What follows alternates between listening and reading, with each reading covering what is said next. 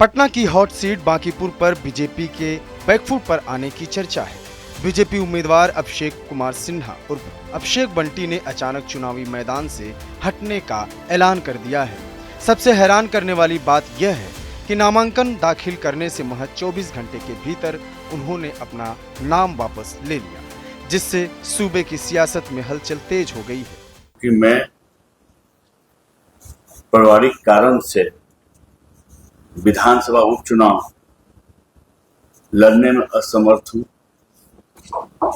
मैं एक कार्यकर्ता के नाते निष्ठापूर्वक सेवा देते रहूंगा।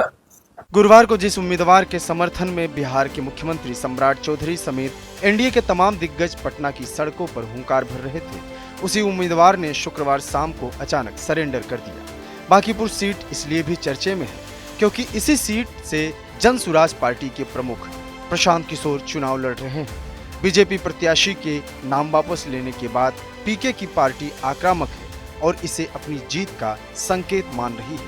वहीं कांग्रेस, राजद समेत दूसरी विपक्षी पार्टियों ने भी इस घटना के बाद बीजेपी की चुटकी ली है। बांकीपुर विधानसभा के उपचुनाव में मीडिया के हवाले से जो खबरें आ रही हैं वो जनसुराज के लिए बहुत ही अच्छी खबर है और हम लोगों ने कहा था कि प्रशांत किशोर जी के चुनाव लड़ने से बिहार की राजनीति एक नई दिशा में जाएगी।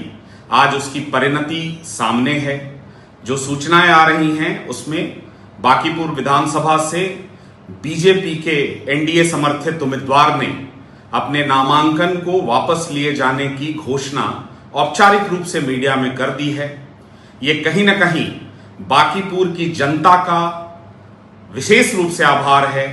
कुछ ही महीनों में बिहार में एनडीए और भारतीय जनता पार्टी की हालात इतना बद से बदतर हो गया है कि जिस सीट को भारतीय जनता पार्टी के राष्ट्रीय अध्यक्ष नितिन नवीन जी बांकीपुर सीट को खाली किए हैं, वहां उनके प्रत्याशी हार के डर से नामांकन के बाद भी नाम वापस ले रहे हैं, या फिर भारतीय जनता पार्टी और जेडीयू में इतना अंतर कला है, इतना द्वंद्व है, वो डिसीजन कर ही नहीं पाते कि उनका प्रत्याशी कौन जीत सकता है।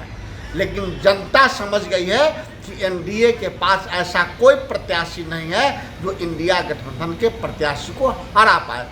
हालांकि बीजेपी ने इस सीट से अपने नए प्रत्याशी का भी ऐलान कर दिया है। पार्टी ने नीरज कुमार सिन्हा को नया प्रत्याशी बनाया है, लेकिन उनके भी बायोडाटा पर राजद ने आरोप लगा दिया है। राजद का आरोप है कि नीरज कुमार का जन्म 1994 में बताया गया है और ये भी बताया गया है कि उन्होंने साल 2006 में पार्टी की सदस्यता ली थी।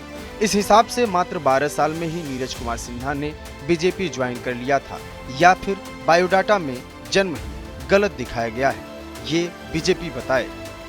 नए प्रत्याशी की घोषणा भले ही बीजेपी ने कर दी है, लेकिन चर्चा पुराने की ही है।